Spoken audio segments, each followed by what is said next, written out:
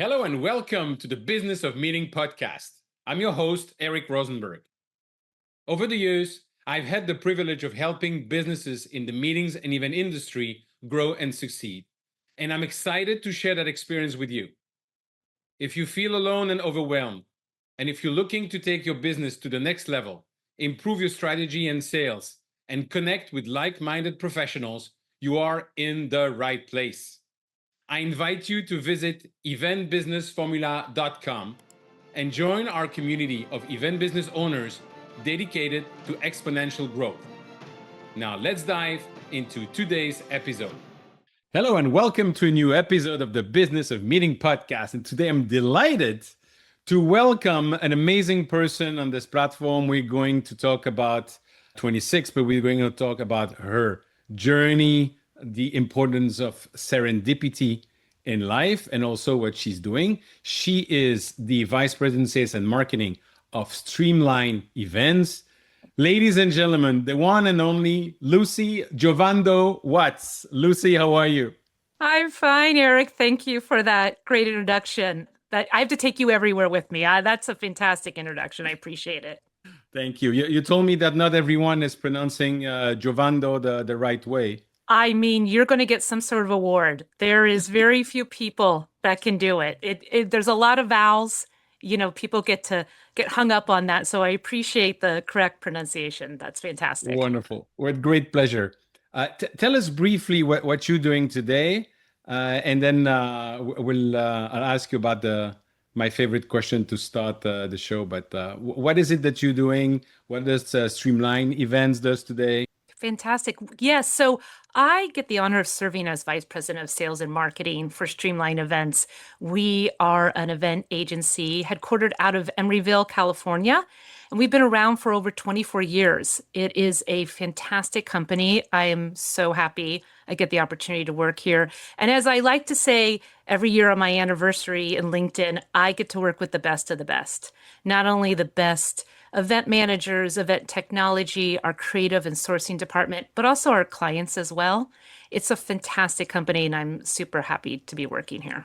Wonderful. And what does Streamlinevent do exactly? Yes, we're an event agency, so we work with corporate companies on anything from their sales kickoffs to their incentives to their user conferences and everything in between. We offer all those services of, again, like event technology, housing, registration, all of our logistics. We also have a phenomenal creative department that goes above and beyond, and then an amazing sourcing department too. Wonderful. For those watching on YouTube, they could see my smile because it reminds me of amazing memories when I had the corporate events agency for 20 years.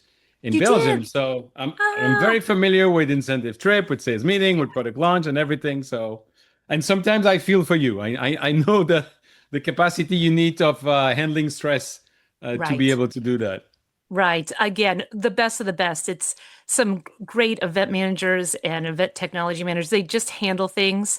And, an event is a ebb and flow. It's a moving object, right? So it's never the same thing every day. It's never the same thing on site or on pre-planning or post. So we have some of the best in our company. Wonderful. Now take us back at the starting point, if you want, of the line today. How did you join our industry? Was it always something that said, I want to be working in the meetings and event industry, or what happened? We're about the same age. So the hospitality degree was not available back when I was in college, right? So I fell into it, as a lot of us did. I actually got my start in politics. I worked, I know, isn't that crazy? I worked for a member of Congress right out of college. I was a political science major. And during that time, I worked on a lot of her political events. And I just fell in love. I fell in love with it and got this amazing opportunity to work for a tech company down in Silicon Valley, where I started out as an event manager and worked my way up to the global events director. So I was able to put on these incredible events all over the world and got to work with colleagues in Europe, in Asia Pacific, down in South America. It was a great opportunity. And that's where I really fell in love. That's awesome. From there, I did what you did. I opened a small boutique. Mine was probably smaller than yours, a vet management company. And we did a lot of my clients from a lot of the people I used to work with left the company that we were at. And so a lot of them became my clients, which was fantastic. And then the company itself became my client. So I did that for over 13 years. So, Wow. right, I know. So I understand. It's amazing owning your own company. It's a lot of stress, right? It's a lot of the backstop is you. Yeah. But during that time, I saw a need with one of our clients in terms of event technology. And I reached back out to one of the engineers I worked with at that event, at that technology company, and said, "Hey, I have this idea." We started working on this and we developed an app. And I got another co-founder. So there were three of us in total, and we launched an event technology company. Wow. I know, I know. So it was really amazing. And during that time as a startup, I have to say I grew so much. Mhm. Every day I was uncomfortable. So 'cause every day I was trying something new, whether it was the sales or marketing or doing demos or pitching to investors, every single day was new and different. And I got really comfortable with being uncomfortable. And I'm sure Mm. you as a former entrepreneur know that, right? I'm Um, still am. I right? totally agree with you, but I cannot do anything else than being an entrepreneur. But yeah, Yes. yeah, Yes, that's fantastic. And so then, of course, COVID hit, and I worked very briefly for an association management company where I learned a lot. And then I landed this fantastic job at Streamline Events. that's awesome. When you decided to start your own business, Hmm. was it something that was always in you? Was it an opportunity because you saw something or somebody said, why don't you start your business? Or maybe, as I had guessed before, they were laid off and that was an amazing opportunity. Take us a little bit through what's going on in your mind at that moment and also the people that are the closest to you. What was their reaction when you say, I'm going to start my own business? It was interesting. I had different reaction from when I did the event management company than I did with the startup. The event technology company. So the event management company, I started leaning into it as a consultant. And then from there, I grew it into several people were working for me at the time. I actually, oddly enough, did events, but also I was doing a little bit of campaign management for some politicians, and I realized I didn't like that. So it was Mm, great to know right out of the bat within a year that is not something I wanted to do for myself, but I loved the events part. So when I started it I was more of a consultant, and I leaned into it and didn't jump into it. The startup was really different for me because I jumped right into it. And you get all sorts of feedback, right? You get yeah. some people telling you this is the most amazing thing, and some people asking you, how are you going to do this? Have you ever done this before? How much have you Mm, raised before, right? And so it took a harder shell for me to have when I did the event technology startup than the event management got company. it. Yeah. And I know that you are also a believer in serendipity, like I am. Can you share the story you have about the one yes that can change, that actually change your life, and why people should always be open to something new? Sure.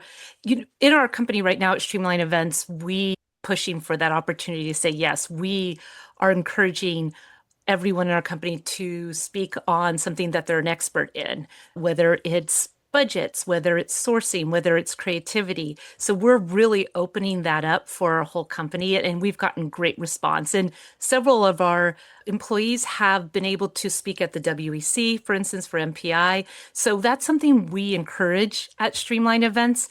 And so I actually just shared this story. It's a crazy story, to be honest with you. When we look at the I chain of love crazy effects, story. are you ready for a crazy? As I always say, are you ready for the crazy story? Because who isn't ready? Who doesn't Yes. want to hear a crazy story?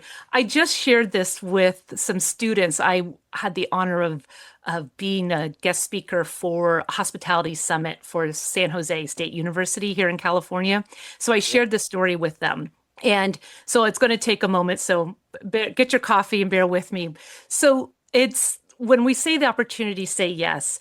sometimes it starts very small with that yes. And again, the chain reaction, it just goes on and on. So it starts with one year I was at the MPI WEC and I was invited to a reception for the Thailand CVB.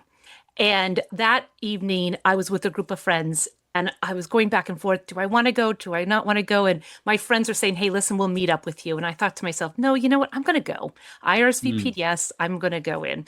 So I walked in, grabbed a little plate of food, said hello to our host, and walked over and just joined a woman who was standing by herself, eating at the table. And we started talking. And of course, immediately then I recognized it was Karina from IMEX. Yes, Karina And Bauer. of course. And so we started talking, and she says, what do you do? And at that moment, I just had launched our startup. And I said, well, and I was really nervous to say anything. We just launched it. And I said, well, to be honest with you, I just launched a startup in event technology. And she goes, really? And she asked me a little bit about it. And then she said, we have a pitch competition at IMEX for startups. And I said, oh, you do? And she goes, yes. And the deadline's coming up. You should go online and check it out.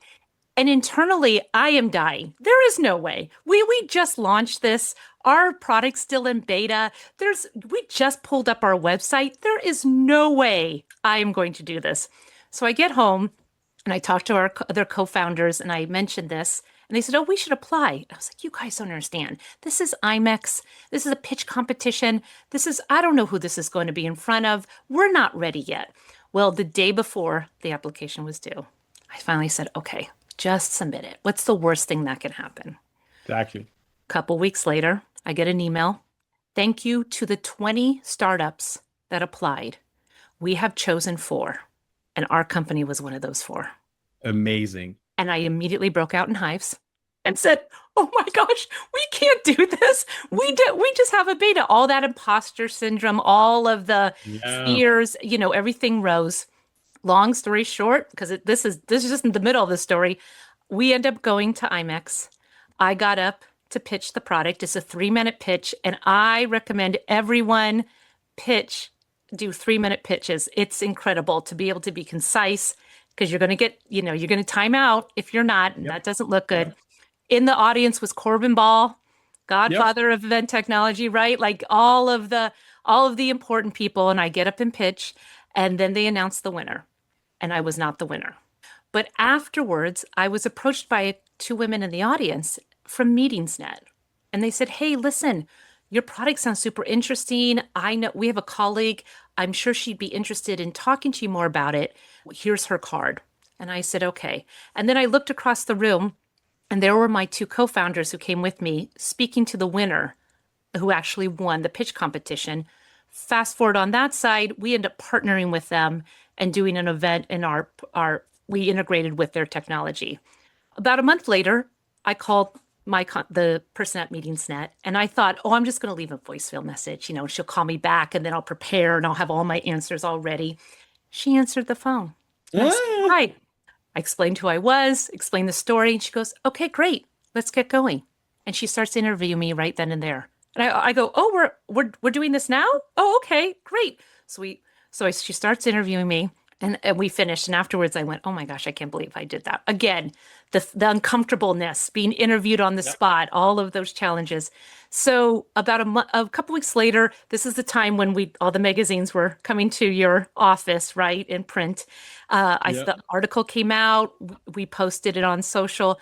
I got a call from one of the larger event technology companies that had been around for a while.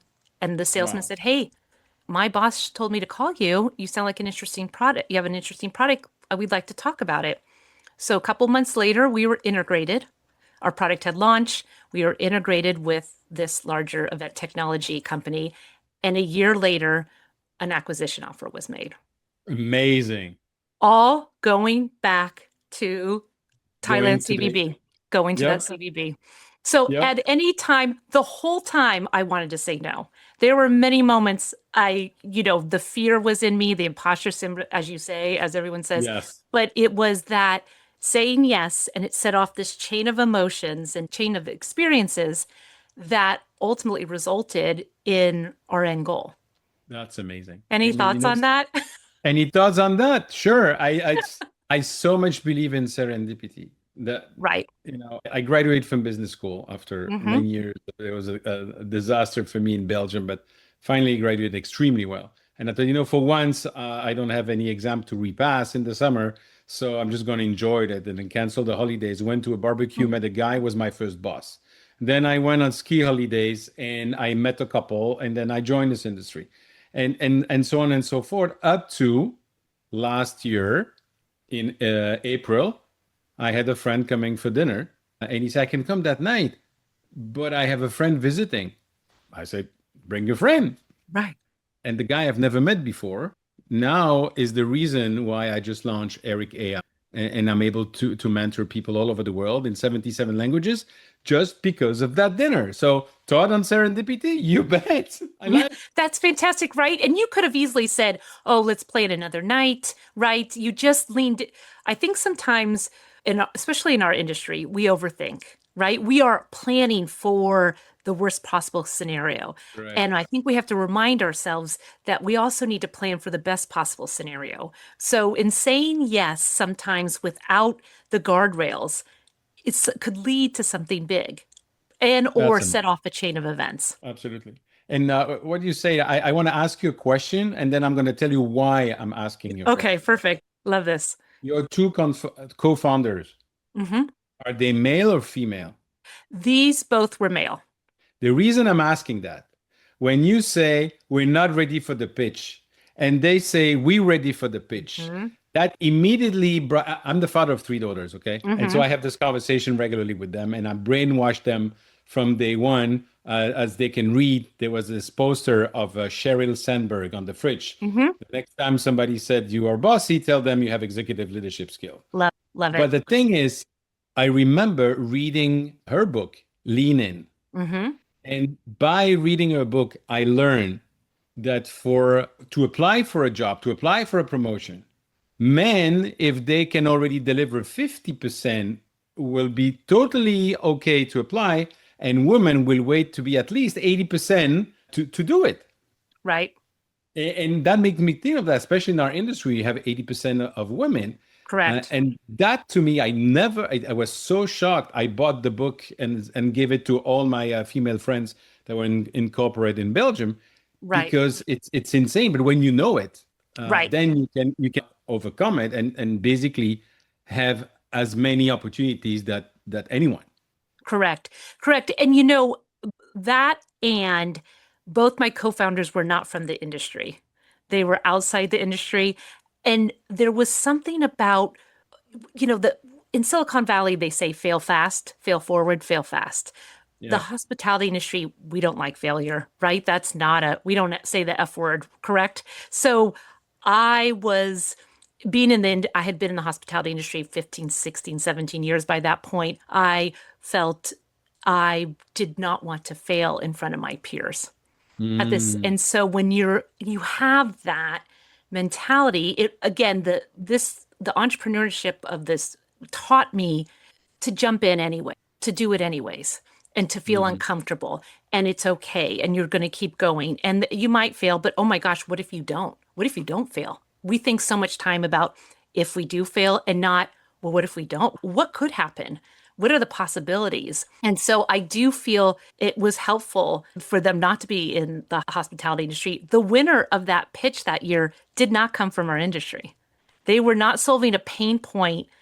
They came up with an idea, but they weren't solving a pain point of their own. And I know a lot of times you want to solve a pain point of which you'd be a customer for, right? So that's where I came up with the idea.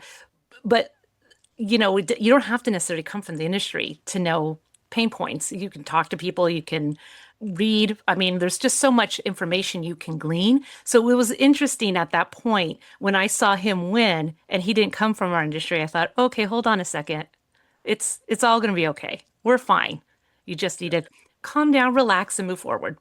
Yeah, there's so much in what you just said, and the mentality of basically, I think I would summarize it for me as the less you care about what other people think, the more you can focus on your own growth. And the more you focus on your own growth, the more you can focus on your own growth. And the more you focus on your own growth, the more you can focus on your own growth. And the more you focus on your own growth, the more you can focus on your own growth. And the less you care about what other people think, the Hmm. more happier you are and the more Hmm. entrepreneurial you are. I'm not saying that you have to be rude or, but Right. they do them and we do Right. us. And that's it. Correct. Yes. Right. Being liked by everyone. That is a restrictive thing, right? That could prevent you from moving forward. I'm a former people pleaser. Moving beyond that and saying, it's fine. It's fine if people aren't going to like you. And quite frankly, there will be just people that don't like you and you still move forward. So it's that pleasing mentality that we have. We're in the hospitality industry. We want Yep. to make sure we're of service, right? But it doesn't Yep. mean that everyone is going to like you. And that's okay. Absolutely. And the other point that you mentioned already twice, I think is the imposter syndrome. Mm-hmm. It is. I still have it sometimes. Mm-hmm. I remember the first time I was sitting in my first board meeting as chair of MPI. I Mm-hmm. had on my left Chuck Bowling, who Mm-hmm. was president CEO of Mandela Bay, and on Right. my right I had Ken Sanders from Freeman. And I'm thinking, what am I doing here? I have like a $7 million company in Brussels, Right. and here I am with those two giants. And Right. then you realize that you're there because there's a reason for it, and then you just Right. follow the process and play the role you have to play, and that's it. But Right. this sometimes is just doubts, which are normal, I Mm-hmm. believe. But and from the moment that you know what is your long-term vision, Mm-hmm. what are your values, why you doing what you're doing, there's no imposter syndrome Mm-hmm. that can prevent you from moving on. Right. Right. Exactly. 100%. And that is a mentality, and but also probably, as you say, I was also a people pleaser, probably still too much, but it's going back to the why you're doing something. Mm-hmm. Right. 100%. Yes. And really taking away kind of those roadblocks or those fencing that you put around yourself in order to move forward. It's Hmm. uncomfortable. Again, I talk about when I was doing the startup every day. There was one day where I was like, gosh, I wish I could just sit in front of my computer and respond to emails today. I just want a normal day. And instead I'm pitching to like I said, pitching to an investor or doing a demo to a really big client. And I just wanted a normal day of responding to emails. But because of that, it started becoming the norm. That was my everyday. That was how I Hmm. became comfortable. Amazing, absolutely amazing. You should write a book. Seriously. Sometime, some way down the line. I love that. Thank you, Eric. And talking about skill set and Hmm. mentality, I know something that you believe strongly is about creativity, and that if I'm not mistaken, you believe that in every role you can be creative, and it's not only for marketing or campaign. Hmm. So how could somebody in operation, for instance, be creative when they have to deliver what needs to be done in the process? It's a good question. I never thought of myself as a creative person until recently. It was not something that I deemed myself to be. And recently I thought, oh my God, wait, I am a creative person. I have the opportunity to carpool a couple times a week with our creative director from Streamlinevents. And let me tell you, she's incredible. She comes up with the most amazing ideas. She's constantly ideation. Her studio, her work from home studio is something that's unbelievable. It's just so creative and colors and all different just fixtures in there where I work off a white desk. I could not get become anymore. So I get the opportunity to to carpool with her. And what I've noticed is she sees creativity in everyday life. And where she gets hurt, we talk a lot about our inspirations.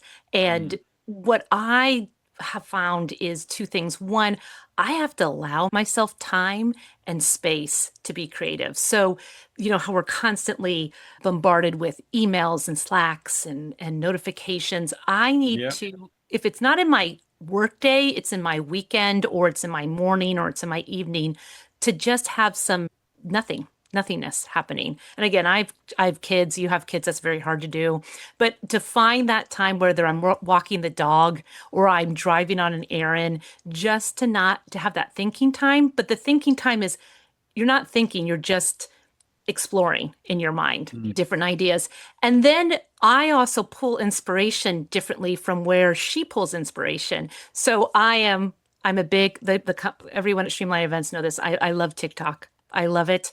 I'm on it every day in the evening. Just, give myself a certain amount of time and I will pull inspiration from maybe there's a brand that's doing something different. Maybe there's an influencer that's doing something interesting, and I'll pull those ideas and then I will email myself. And then the next day I'll look through, oh, these are good ideas, not good ideas. And sometimes we've ran with them for clients, sometimes we haven't. But so those two things, where do you pull your inspiration from? A lot of times it's also movies. I'm a very visual video type person. So we've been watching The Bear a lot lately. So maybe is there something from there I've pulled or other videos or movies. So that's where I find my inspiration. So I really encourage people to one, give yourself this space, this non-thinking time, maybe call it exploring time. I'm just making that up as I'm talking to you. And where are you pulling inspiration from? Where do you pull inspiration from? I read a lot. Mm. Really, and really a lot. And by the way, when you were talking about reminding myself of the book, The Medici Effect. So at the Yes. time of the Renaissance, they brought the Medici's brought people from different specialties, different world together. And in that book, I remember an architect who was studying how ants are building their houses Ah, in Africa in order to have a building where the temperature will be constant, but without air conditioning. love And so that. it's all those things. But I have to say, when I had my corporate event agency, I would go to trade show, Mhm. conversation, watching movies, ideas in books. And then when I something that I was excited about is, you know what? Now I have to find a client to sell it to. Mm-hmm. Right? And we'll Yes. do that. We had Right. one day we're doing an incentive trip in India, and we Mm. are in Jaipur, and then we go to Udaipur, and then we go to the Lake Palace. And I'm thinking, we should do something. And so, unfortunately, we had to reduce the program, so that never was executed. Mm. But it had been planned, it has been checked, and it was ready to be executed. Basically, we were going to take small boats going to the Lake Palace. Oh, Next to the Lake Palace, I forgot the name, is the place that was in the James Bond movie Octopussy. And okay. so, as we were on the small boats going to the Lake Palace, there will be divers going from the water on the music of James Bond, getting Mm. on the boat, taking their diving gears off, being dressed in tuxedo with the keys of the hotel and giving the check-in. We did that in the largest management company, consultant company at that time, and still is. We had a retreat Mm. for their entire team and spouses, and we were in Algarve, Mm-hmm. and we had one plane coming from one destination, another plane coming from another destination. We're landing almost at the same time. That's what you can do when you're chartering planes. Right. And we put everyone on the buses. They thought they were going to the hotel. We went to the port, and they board a huge sailboat, Mm. and then we sail and music and everything, and then we stop in front of the hotel. It was the Pine Cliffs in Algarve in Portugal, Okay. and then we had little boats that were bringing people to the beach, and the reception of the hotel had arranged for all the check-in to be done by the beach. People were receiving a cocktail. So you basically leaving the airport and you totally disconnected.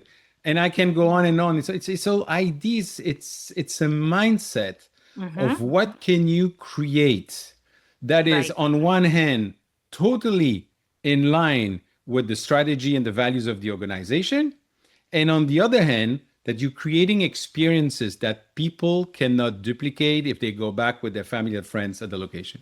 100%. Yep. You just defined incentives, right? Yes. It's those memories that they take with them, that the once in a lifetime experiences. Absolutely. One time when we were brainstorming on AI and how we can, as a company, work within the AI realm. I took a couple people from our company, and do you know what forest bathing is? Have you heard of that word? Which one? Forest bathing, like No. going through a forest, walking through a forest, and really uncoupling your ideas and unconnecting to technology, and really. Okay. Yes. So we don't have a forest around our office, so we were forest bathing in downtown Emeryville, so it's a little different. But we got out that day. I talked to a handful of us. We got our tennis shoes on and we walked and talked and brainstormed. And so it was Mm, our version of forest bathing. And it was fantastic just to get out of the office, to kind of just keep movement, right? To open up the creative juices and just really come up with some fun, interesting ideas. And so we've done that a couple times and it was fantastic. I highly recommend pulling your colleagues out of the office and really walking. The group our teams get together often, but to be able to do this walking and talking is outside is just amazing. absolutely. Out of the cubicles, the electronic cubicles, Hmm. that's how I call Slack. It's Yes, it's like working in a cubicle, and somebody can bother you every 5 minutes. right. Absolutely, absolutely. And it's good for getting quick answers but sometimes you Sure. just need a disconnect, right? Yeah, yeah, absolutely, absolutely. Yeah. Now you're in tech, you're talking AI, you're talking events. How do you combine that? What do you see coming up? I'm a strong believer that the more people use AI, the more they would want to come in person. But what Hmm. what what is your take on it? Hmm. That's a really good point. What we're seeing is there's still the need for the human connection, right? And so, like you're saying, AI is helpful and will, of course, take us, you know, bigger and beyond. But the human connection that is these in-person events, it's only becoming stronger. The need is there. You know, I know a lot of people are coming back to the office, but to come together at a conference or an incentive or a sales kickoff, it's hard to duplicate that on a Zoom, within Slack, within AI. I just think as humans, we are just needing our connection, our peers, our colleagues, our network, learning, meeting new people. It will always be there. What are your thoughts on that? I'm totally convinced the human connection, the DNA of the human Hmm. species, make us come in person. I, Right. I remember years ago at a board meeting at the Anatole, Hilton Mm. Anatole in Dallas, and we're having a break, and in the adjacent ballroom, the doors open, and suddenly you have, I don't know how many people dressed like Star Trek coming out. And I'm looking at it like, what the is that? Hmm. And it was like the ancestor of Comic Con and things Hmm. like that. And I understood that day that as much as you can go online, Right. people then want to come in person because that Right. was a community that was an online community. They want to come in person.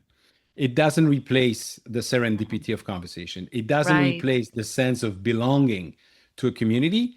And when it comes to, for me, when it comes to business owner and mentoring and coaching people, it doesn't replace the importance of accountability. You can Right. have the greatest plan. You can have automated all your processes. You can have 50 different AI agent working for you. If you're not accountable, nothing's gonna happen. And that accountability doesn't happen on your own in front of a computer. Mm-hmm. 100%.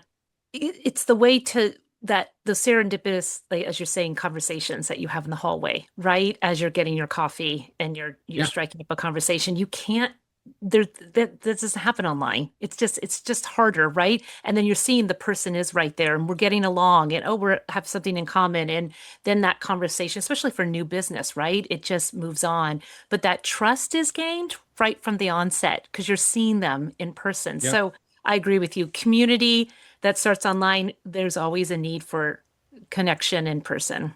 Absolutely. And I see it now with Eric AI.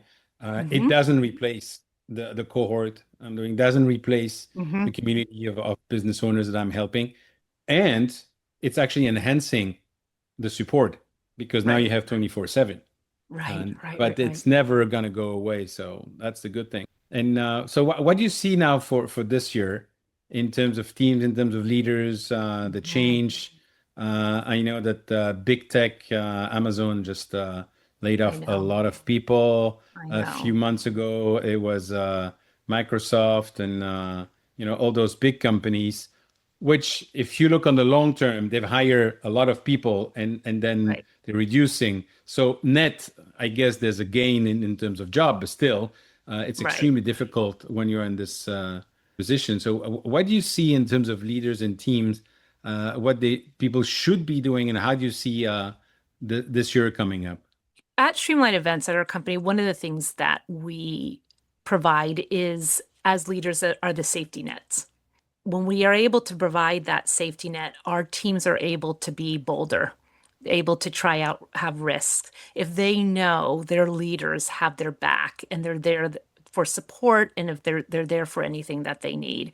And Hmm. so I do feel, as leaders, if we can continue the safety net and continue to encourage our teams to try out new things, knowing that we are their backstop. We are there to provide that support. But we also have to lead by example too, right? So if we're asking our teams to be bold, to come up with creative ideas, to take risks, we also have to be able to do that ourselves and Mm. have that. So that's where the theme Be Bold, our company is really moving forward with that. That's where we're coming up with, as leaders in the company and throughout the company, how can we do things a little differently? How can we take a little bit more risk? How can we be bold and do things that are future forward? Do you have an example of how you Well, see it? how do you create the safety net? We have regular meetings, of course, with all of our, as most companies do. But Mm. during our one-on-ones, we like to dig in a little bit too. Of, are you achieving your goals? What are you working on this year besides just the day-to-day nitty-gritty of executing on the event, right? So what are you doing that we can push you a little bit to be a little bit bolder, right? So when we offer, I think I talked at the beginning, is there a speaking opportunity that you're interested? Yeah. Everyone's an expert, right? We feel Yep. I work with the best of the best, as I say. So everyone's an expert in an area. So but of course, public speaking is also not everyone's favorite. And we understand that. But is there something that you could write about instead? Is there Mhm. something that you're an expert on that you would feel comfortable? So that's where we are really pushing, but also it's more encouraging our teams to do things a little bit bolder, to try out new ideas, to be creative. It kind of all circles back, right? To say yes to opportunities, to Mhm. come up with creative ideas. But we, as the leaders, have your back. We have that safety net for you. That's awesome. I strongly believe, and I know it's a very common place to talk about a safe environment. Hmm. Uh, I personally don't really like the term, and I don't believe they are a safe environment. I believe they're Mm. safe people. They safe leaders Mm. that it's okay to try to be bold and they have your back. It's more Right. about people, I think. Right, 100%. Yes, exactly. And that's what's, I think, encouraged throughout. And then for our clients too, they see that, right? We have Yeah, your back. It just goes throughout the whole culture of the company. awesome.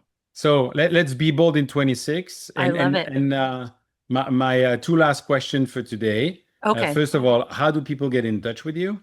Yes, so my email address, I'm not going to do my whole last name, so it's just lucy.gw@streamlineevents.com. Wonderful. And I know you're on LinkedIn as Correct. well. Yes, LinkedIn with me. And so you're going to be bold the whole year. And next year, when we meet in January 27 with a bottle of champagne, what are we going to celebrate? Oh, this is good. This is really good. Maybe some creative ideas that we're working on right now, but I'm not at liberty to share some. Okay, So I love it. Some creative ideas we're doing internally. And perfect. just, I think we toast to our health and happiness. I concur 150% with that. Awesome. Eric, it's so Lucy, great talking with thank you. you. Before we forget, though, I want to give you a appreciation. 5 years. You're amazing.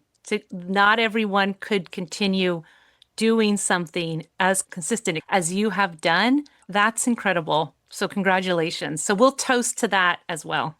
Thank you. Yes, 5 years of podcast every Tuesday, but and speaking with people like you, that's why I love doing this podcast. So Mm. thank you so Well, much. thanks for asking, Eric. Good talking with you. Thank you for tuning in to the Business of Meeting podcast. I hope you found today's episode valuable.